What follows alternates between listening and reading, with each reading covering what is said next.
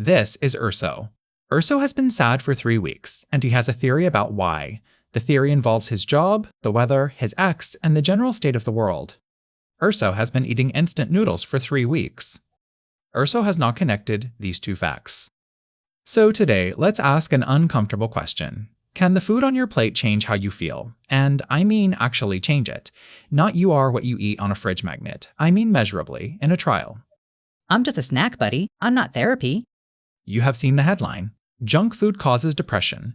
It gets posted every few months, usually over a photo of a burger, usually by someone selling a meal plan.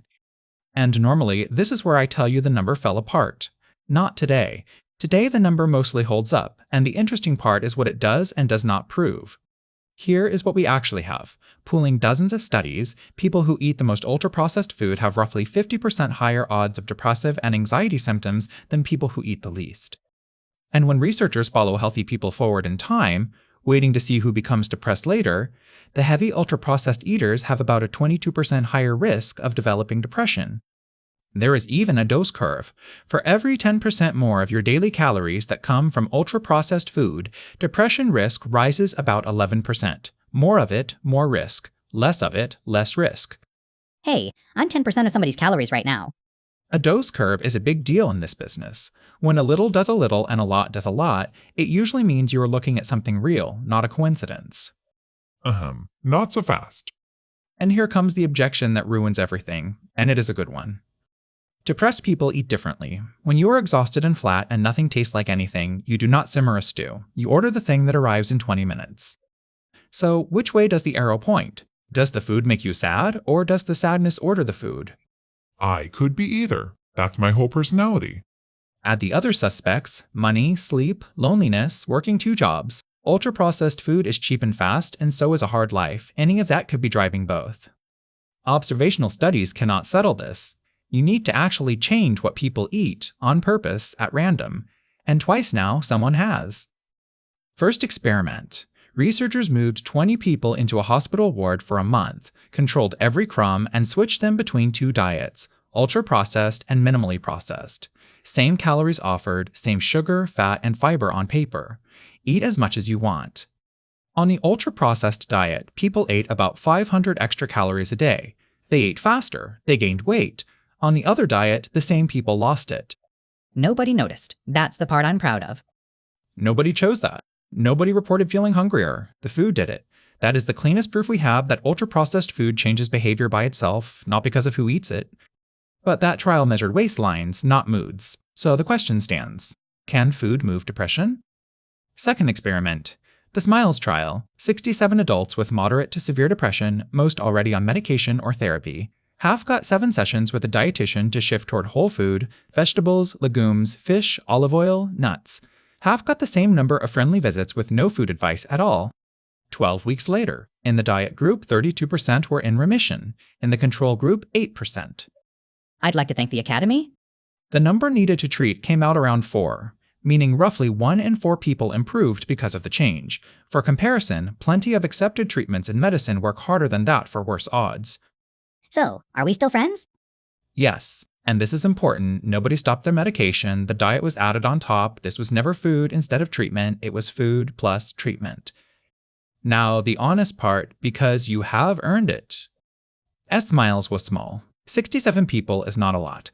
And you cannot blind someone to broccoli. Everyone knew which group they were in, and depression is measured by asking people how they feel. If you believe you are getting the healthy thing, you may report feeling better. Critics went further and questioned how participants were recruited.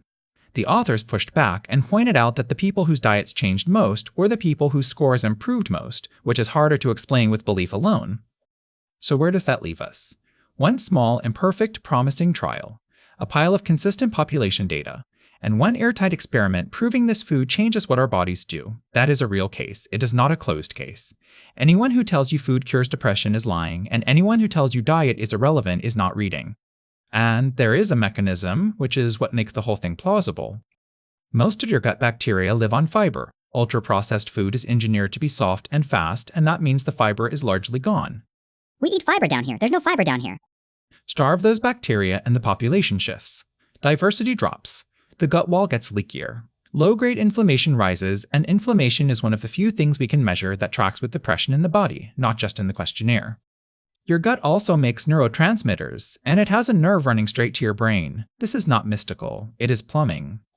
So the honest summary, we know the food shifts your biology. We know heavy eaters get depressed more often. We have one trial where changing the food changed the depression. We do not yet know how much of the effect is real or for whom.